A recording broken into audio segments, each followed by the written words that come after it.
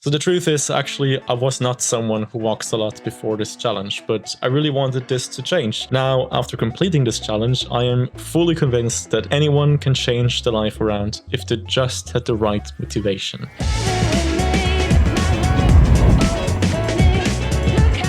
In this video, I will tackle questions like: how did I stay consistent for an entire year? Did I feel any different in my body? Were there any unexpected downsides? Would I recommend this? And since I'm actually recording this video 1 year after I finished this challenge, what happened afterwards? So back to how it all began. It was the end of yet another year of dreams that never came to be, and my biggest fear, besides the loss of a loved one, was for nothing to change. You see, for a long time, like probably many of you, I would write down around the start of a new year or birthday what my goals were, and for years I would not get anywhere, not because the whole world was somehow against me, but because I barely even tried. I would get all excited for 2 weeks, but something would always come up, and I tried everything from accountability groups to cold showers, bullet journaling, dopamine detoxes, but eventually I would always go back to my old habits. My why for this challenge was fear. It was the fear that as I'm getting older, I have nothing to show for it. It was the fear that at the end of next year, I'd be in the same seat, living the same life, and being the same person, dreaming the same dreams. Too many years have gone by like this, and my 20s are drifting by faster than I realized. So that year, I decided it would be different. I would finally get that drive back that I lost when my dad died, and I'd become a person I can be proud of once more. And I decided, for whatever reason, that 10,000 steps a day for a whole year would get me there. 3, 2, 1. Please work this once.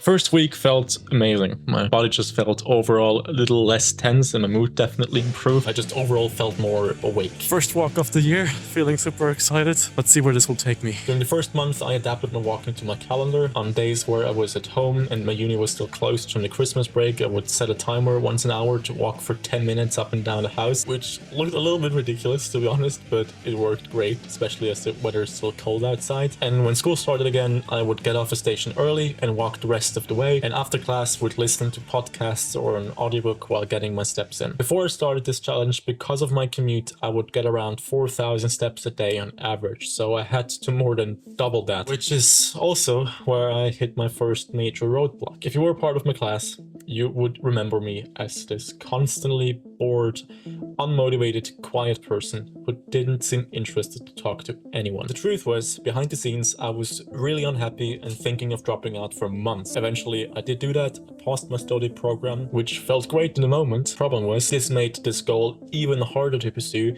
because now I literally had no external reason to leave the house. So even if I went to the supermarket, I measured this, every day, that would get me at max 2,000 steps. So this is when the real test began. And in all honesty, I failed completely. I fell into a bit of a crisis of meaning, with it a sprinkle of depression here and there.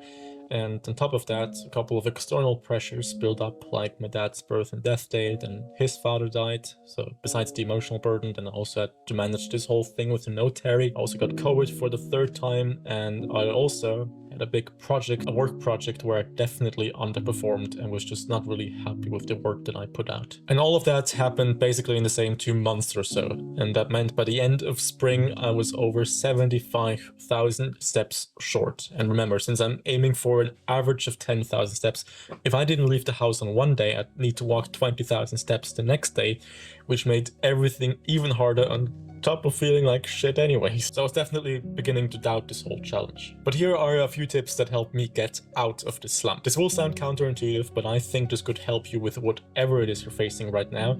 It is to have a completely guilt-free day of rest and relaxation. But the important thing to keep in mind here is that you do that with intent and purpose. If it's cold outside, you could take a bath or a long warm shower. If the weather's good, maybe sit in the park for a couple of hours with nothing but your thoughts. But it's really important to not get distracted. What really helped me whenever I would get any urges in these days to reach for distractions was to really say to yourself, either out loud or in your head, you can rest now, you can let go. Whatever is happening in your life right now, just for this one present moment, let it go. You can come back to it later, but right here, right now, just in this moment, you can rest. You can let it go. And if you allow yourself just one day of this very mindful relaxation and clearing your mind, if you can without using any technology, maybe even using only candles after sunset, if you can do that for just one day, I found this to have a huge impact on the following days. And from there, you can start to slowly build the momentum again, creating a list while you still feel this clarity of what needs to be done and just doing one thing after another. So that's one way I got out of the slump. Another tip, and again, this applies universally to any challenge, is to ask yourself, how can I make this fun?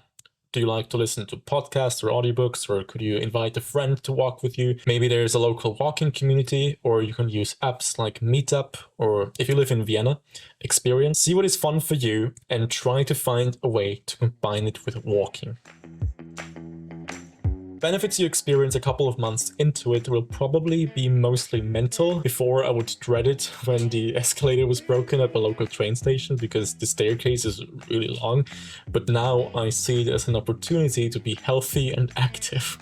Now, it's still annoying, but you know, it's active. I will touch on this more in a minute, but the mental benefits really are something. When it comes to the physical side, obviously it depends on your body type and how much you currently move. Since I was already a pretty fit person, the only things I saw a notable difference in was how loose I felt. So I had less tension in my back muscles and my neck. While sitting, I was able to sit straight longer with less conscious effort. And finally, I noticed a little bit more strength in my legs. Not visibly, but since I was walking more in stairs instead of escalators, I noticed that I was a little less out of breath when running after a bus or a tram. For the rest of the video, I want to tell you about the mental aspect, both about the positive and, unfortunately, there were also some unexpected negative consequences on my mental health. And at the end, I will reveal what happened 1 year later. First, the positives. Waking up for 365 days in a row, knowing that you somehow have to move your ass for 2 hours walking, primes your mind to look for opportunities where you can be active. It's that mindset shift where you are constantly on the lookout and how to be active that had the biggest impact. It's a whole different approach to how you live. So the challenge didn't just make me more active, it also removed me from unhealthy habits I would be doing instead. Also, inevitably, if you start walking more, there will be times where you're doing nothing but walking. So this is both good for rebalancing your dopamine levels, but also it gives you more time with your thoughts. So these problems that you are pushing off into the future, you're walking more. As a byproduct, you'll also at some point or another have no choice but to confront some uncomfortable topics. And while this takes some time getting used to, eventually you'll thank yourself for not running away from truths you have tried to avoid. Also, if you feel like you are lazy now, you'll potentially have even greater mental health benefits because it's a really powerful feeling to be able to do things with your body and patience that you didn't experience before. Now to the negative. It could be that this is just me, but I often have the bad habits of associating my self-worth with my goals. That means during the challenge, when for whatever reason I didn't walk the 10,000 steps, I wouldn't just say, try harder tomorrow, but I would let it get to me and feel bad as a person, as if I failed as a human being. Even though the standards I have for the people around me are so much lower, if I didn't meet my standards, that meant I was a disappointment deep inside, and I know it sounds silly. Most people don't walk 10,000 steps, but I would never treat anyone worse for it, so why would I treat myself badly if I didn't? That's the realization I wish I had sooner. It took me months after the challenge to figure that out, and it could have saved me so much mental anguish. The tricky thing is though, if you want to do this challenge, you can't let yourself off the hook completely, so you have to care, just not to the point where the caring becomes counterproductive, because I made myself feel so bad that it was even harder to recover, and that didn't help at all. So find a balance where yes, you push yourself and have higher standards for yourself, but regularly look within and ask yourself if pushing is really serving you right now. Maybe you need one of these really mindful rest days I mentioned earlier. I'll probably make a video on the future and how I found true self-love for myself, because probably many of you, like me, have struggled with this for a long time. But as long as you're really honest with yourself, see if pushing is really helping. But now to the end of the video. This challenge happened in 2023, and as I'm recording this, we are in the last week of 2024, so I've had some time to reflect on this. I mentioned before that I established a negative correlation between my self-worth and the goal. Because of that, once the challenge was over, it just felt like this weight came off my shoulders and I could finally be free again. And it took me a couple of weeks to not be thinking of walking all the time. And to this day, I'm really good at guessing the amount of steps I walked in a day. But to be completely transparent with you, here are my stats for 2024. I will mention that I stopped wearing a fitness tracker. So these numbers on the page right here will be a little bit lower than they actually would be, since I usually don't carry my phone with me while I'm at home or when I take a walk.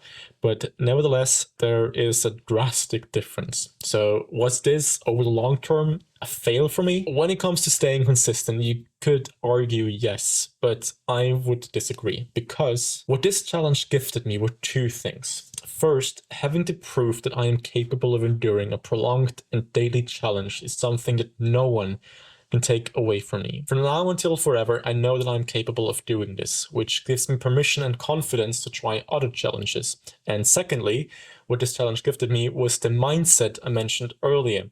While my step count has declined, what these numbers don't show are all the areas beyond them. I now rarely use the escalator. I rarely ever eat unhealthy food. I can count on one hand the amount of drinks I had this year. I mostly sleep well, and the momentum I built up this year led me in succeeding in a different challenge that really had a lasting and positive impact on my life. I'm still surprised how ridiculous it was. I'll make a video on it soon. So would I recommend this challenge to you? Instead of giving you a yes or no, I'll leave you with this. Health isn't something you tick off your to-do list, as if it were this task you complete and then you're done for the day. It's a constant series of decisions. Will you take the comfortable and convenient route, or the one you know is best? The choice is up to you, and it's often the harder one, but I trust that deep down you know the right path to take. Thank you for watching.